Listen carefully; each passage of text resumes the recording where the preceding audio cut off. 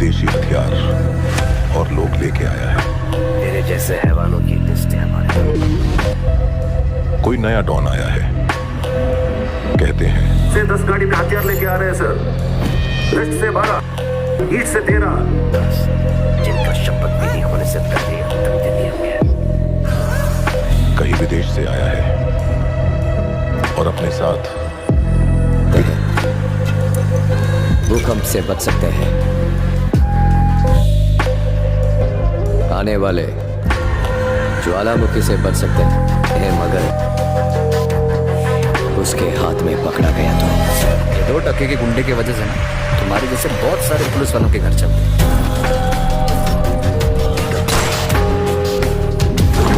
वो भी मरेगा।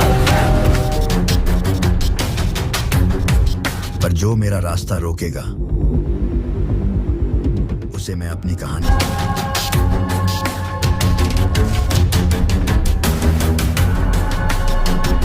ये कई आए और चले गए, जिसे वापस पाने के लिए हर दिन मैं नई जंग लड़ता हूं। हर एक नाम গাজিনী 2 সিনেমার কল্পিত বিবরণ। নিচের বিবরণটি সম্পূর্ণ কল্পনা নির্ভর। গাজিনী 2 নামে কোনো অফিসিয়াল সিনেমা এখনও মুক্তি পায়নি। প্রস্তাবিত প্লট: গাজিনী সিনেমার প্রথম কিস্তিতে আমরা সঞ্জয় সিংহানিয়া অর্থাৎ আমির খান চরিত্রটিকে স্মৃতিভ্রংশ রোগে ভুগতে দেখে অভ্যস্ত হয়েছিলাম। প্রথম সিনেমায় তার প্রেমিকা কল্পনার হত্যার প্রতিশোধ নেওয়ার মধ্য দিয়ে গল্প শেষ হয়েছিল, কিন্তু গাজিনী 2 এ গল্প নতুন মোড় নেয়। সঞ্জয়ের জীবন আবার স্থিতিশীল হতে শুরু করেছে। তার চিকিৎসার উন্নতির কারণে তিনি এখন দীর্ঘমেয়াদী স্মৃতিগুলো মনে রাখতে সক্ষম, কিন্তু পুরনো দুঃখ আর ক্ষত যেন তাকে ছাড়তে রাজি নয়। তিনি একদিন আবিষ্কার করেন কল্পনার হত্যার পিছনে গাজিনীর দানকুয়ার ছাড়াও আরও একটি বড় ষড়যন্ত্র কাজ করছিল। এই ষড়যন্ত্র কেবল তার ব্যক্তিগত ক্ষতি নয়, বরং অনেক নিরীহ মানুষের জীবনে দুঃখ নিয়ে এসেছে। এবার সঞ্জয় আরও বড় চ্যালেঞ্জের মুখোমুখি হয়। তার স্থিতি ফিরে আসতে শুরু করলেও সে বুঝতে পারে যে একের পর এক বিভ্রান্তিকর ফ্ল্যাশব্যাক তার মনকে পাগল করে দিচ্ছে। তিনি সিদ্ধান্ত নেন এবার সত্যিটাকে পুরোপুরি উদ্ঘাটন করবেন এবং প্রকৃত দোষীদের মুখোশ খুলবেন। চরিত্র: 1. সঞ্জয় সিংহানিয়া অর্থাৎ আমির খান। সঞ্জয় এখনও মানসিক ও শারীরিক ট্রমার মধ্যে রয়েছেন, তবে তিনি আগের থেকে আরও দৃঢ় প্রতিজ্ঞ। তার স্মৃতিশক্তি কিছুটা ফিরলেও মাঝে মাঝে বিভ্রান্তি তাকে সমস্যায় ফেলে। 2. ডক্টর আসনা অর্থাৎ দীপিকা পাদুকোন, একজন মনোবিজ্ঞানী এবং নিউরোলজিস্ট যিনি সঞ্জয়ের চিকিৎসা করেন।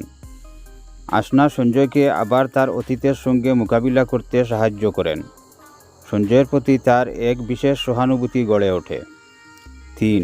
নতুন ভিলেন অর্থাৎ রণবীর সিং, গাজিনীর সঙ্গে জড়িত একটি বড় ক্রাইম সিন্ডিকেটের নেতা। তার নাম জানা যায় না, কিন্তু তিনি অত্যন্ত বুদ্ধিমান এবং কৌশলী। 4. কল্পনার ছোট বোন অর্থাৎ আলিয়া ভাট। কল্পনার মৃত্যুর পর তার বোনের জীবনও বিপর্যস্ত হয়ে যায়। সে সঞ্জয়ের সঙ্গে মিলে দোষীদের খুঁজতে চায়। গল্পের ধারাবাহিকতা: গাজিনী 2 সিনেমার শুরুতেই সঞ্জয়কে এক অজানা জায়গায় আটকে রাখা হয়। সে বুঝতে পারে তার অতীতের কিছু সত্য কেউ দামাচাপা দিতে চায়। ধীরে ধীরে সে তার স্থিতির ফাঁকফুকর থেকে এক জটিল ষড়যন্ত্রের সূত্র খুঁজে পায়। ডক্টর আসনার সাহায্যে সঞ্জয় তার হারানো স্মৃতি ও বর্তমান তথ্যকে সংযুক্ত করে। তিনি জানতে পারেন গাজিনী দানকুয়ার ছিল কেবল একটি মোহনা, মূল ষড়যন্ত্র ছিল আরও বড়। এটি একটি আন্তর্জাতিক মানব পাচার চক্রের সঙ্গে যুক্ত, যেখানে সঞ্জয়ের কোম্পানির প্রভাবশালী অংশীদারও জড়িত। অ্যাকশন এবং থ্রিল: সিনেমার প্রথমার্ধে সঞ্জয়ের মানসিক লড়াই এবং তথ্য খোঁজার প্রক্রিয়া দেখানো হয়। দ্বিতীয়ার্ধে সিনেমাটি পূর্ণ অ্যাকশন থ্রিলারে পরিণত হয়। সঞ্জয়, ডক্টর আসনা এবং কল্পনার বোন একত্রে নতুন ভিলেনকে খুঁজে বের করার মিশনে নামেন। সঞ্জয় তার পুরনো স্টাইলে আবার ট্যাটু এবং নোট ব্যবহার শুরু করে, তবে এবার প্রযুক্তির সাহায্যে আরও বেশি কৌশলী হয়ে ওঠে। বিশেষ বৈশিষ্ট্য: 1. স্থিতি ও বাস্তবতার সংঘর্ষ। সঞ্জয়ের মানসিক লড়াইকে আরও গভীরভাবে দেখানো হয়। দর্শকরা তার সঙ্গে একটি মনের ভেতরে ঘোরাফেরা করে। যেখানে বাস্তবতা ও স্থিতির সংঘর্ষ অব্যাহত থাকে। 2. ভিজুয়াল ইফেক্টস ও অ্যাকশন। সিনেমায় অত্যাধুনিক ভিজুয়াল ইফেক্ট এবং হৃদয় কাঁপানো অ্যাকশন দৃশ্য থাকবে। বিশেষত ক্লাইম্যাক্সের অ্যাকশন সিকোয়েন্সটি একটি বড় আন্তর্জাতিক সেতুর ওপর চিত্রায়িত। 3. সামাজিক বার্তা। মানব পাচার এবং কর্পোরেট জগতের অন্ধকার দিক তুলে ধরা হবে। ক্লাইম্যাক্স। সিনেমার শেষ দৃশ্যগুলোতে সঞ্জয় এক বড় চক্রের মুখোমুখি হয়, কিন্তু এবার তার লড়াই শুধু প্রতিশোধ নয়, বরং ন্যায় বিচারের জন্য। তিনি জানতে পারেন কল্পনা তার মৃত্যুর আগে এই মানব পাচার চক্রের বিরুদ্ধেও কাজ করছিল। চক্রের প্রধান ভিলেন সঞ্জয়ের সামনে ধরা পড়ে, কিন্তু শেষ মুহূর্তে সে পালিয়ে যায়। সিনেমার শেষ দৃশ্যটি অমীমাংসিত রেখে দেওয়া হয়, যা একটি সম্ভাব্য তৃতীয় কিস্তির ইঙ্গিত দেয়। সম্ভাব্য সাফল্য। যদি গাজিনী 2 নির্মিত হয়, তবে এটি বক্স অফিসে আগের কিস্তির মতোই সাড়া ফেলবে বলে আশা করা যায়।